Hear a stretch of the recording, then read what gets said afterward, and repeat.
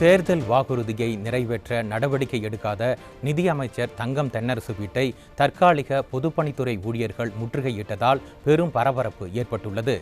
இது குறித்த கூடுதல் விவரங்களை செய்தியாளர் கோபாலகிருஷ்ணனிடம் கேட்கலாம். வணக்கம் கோபாலகிருஷ்ணன், கூடுதல் தகவல்களை சொல்லுங்க. ஐயப்பன் வணக்கம். தமிழக பொதுப்பணித்துறையில் நீர்வளத்துறையின் கீழ் சுமார் 1500க்கும் அதிகமான தற்காலிக களப்பணியாளர்கள் கடந்த 20 ஆண்டுகளுக்கு மேலாக பணியாற்றி வருகின்றனர். இவர்கள் தமிழகம் முழுவதும் முக்கிய அணைகள் உள்ள பகுதிகளில் இவர்கள் இந்த களப்பணியாளர்களாக பணியாற்றி வருகிறார்கள். திமுக ஆட்சிக்கு வந்தால் 10 ஆண்டுகளுக்கு மேலாக பணியாற்றி கூடி வரக்கூடிய தற்காலிக ஊழியர்கள் பணி நிரந்தரம் செய்யப்படுவார்கள் என்ற தேர்தல் வாக்குறுதியை நம்பி கடந்த 4.5 ஆண்டுகளாக இவர்கள் மிகுந்த ஆவலோடு எதிர்பார்த்து காத்திருந்தனர்.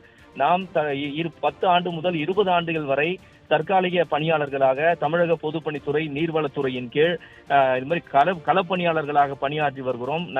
தங்களையும் திமுக ஆட்சிக்கு அமர்ந்து விட்டது, தங்களையும் பணி நிரந்தரம் செய்வார்கள் என்ற மிகுந்த எதிர்பார்ப்போடு ஆவலோடு காத்திருந்த இந்த களப்பணியாளர்களுக்கு மிகுந்த ஏமாற்றமே மிஞ்சி இருக்கிறது. ஏனென்றால் ஆட்சிக்கு வந்து 4.5 ஆண்டுகளுக்கு மேல் ஆகிவிட்டது.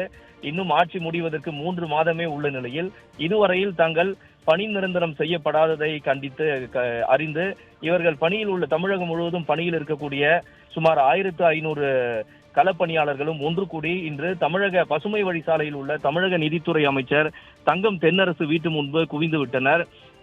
திமுக ஆட்சிக்கு வந்தால் 10 ஆண்டுகளுக்கு மேலாக பணியாற்றி வரும் தற்காலிக ஊழியர்கள் பணி நிரந்தரம் செய்யப்படுவார்கள் என்ற வாக்குறுதி இது என்ன ஆனது?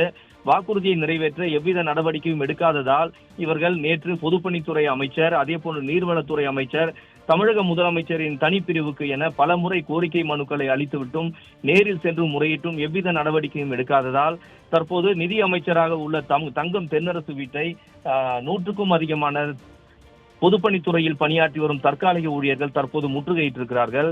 இவர்கள் நிதி அமைச்சரை சந்திக்க வந்தபோது அவர்கள் காவல்துறையினர் அங்கே இரும்பு தடுப்புகளை வைத்து தடுத்து நிறுத்தி அவர்களிடம் பேச்சுவார்த்தை நடத்தி வருகின்றனர். என்ன கோரிக்கைக்காக நீங்கள் நிதி அமைச்சரை பார்க்க வேண்டும், மிகுந்த பாதுகாப்பு நிறைந்த பகுதியில் இது போன்ற கும்பலாக நிதி அமைச்சரை சந்திப்பதற்கு வருவதற்கு உரிய அனுமதி இருக்கிறதா என்றெல்லாம் கூறி போக்குவரத்து அங்க இருக்கக்கூடிய பணியில் இருக்கக்கூடிய போலீசார் நிதி அமைச்சர் வீட்டுக்கு வந்த 1000க்கும் அதிகமான இந்த களப்பணியாளர்களின் பாதிப்புகள் குறித்து கேட்டறிந்து வருகின்றனர். குறிப்பாக திமுக ஆட்சியில் இவர்கள் ஏற்கனவே கருணாநிதியின் ஆட்சியின் போது 10 ஆண்டுகளுக்கு மேலாக பணியாற்றி வரக்கூடிய களப்பணியாளர்கள் பணி நிரந்தரம் செய்யப்படுவார்கள் என்ற ஒரு அரசாணையை வைத்துக் கொண்டுதான் தற்போது தமிழக நிதி அமைச்சருடைய வீட்டு முன்பு இவர்கள் இங்கே குவிந்திருக்கிறார்கள்.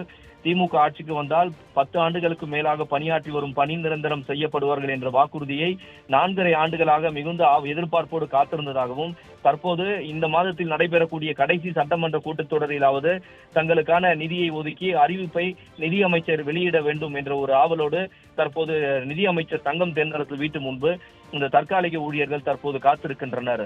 ஐயப்பன், கூடுதல் விவரங்களை வழங்கியதற்கு நன்றி கோபாலகிருஷ்ணன். 4 வருஷமா நாங்க அலைஞ்சிட்டு இருக்கோம்.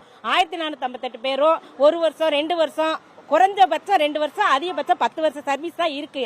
எங்களை பணி நிரந்தரப்படுத்தினா ஒரு ஆளுக்கு ஒரு 4000 ரூபாய் கூட ஆக போகுது, அவ்வளவுதான். மொத்தம் 1458 பேருக்கும் வருஷத்துக்கு ஒரு 10 கோடி தான் கூடுதல் செலவினம். இது அரசுக்கு மிக மிக மிக ஒரு கடுகளவு செலவு தான்.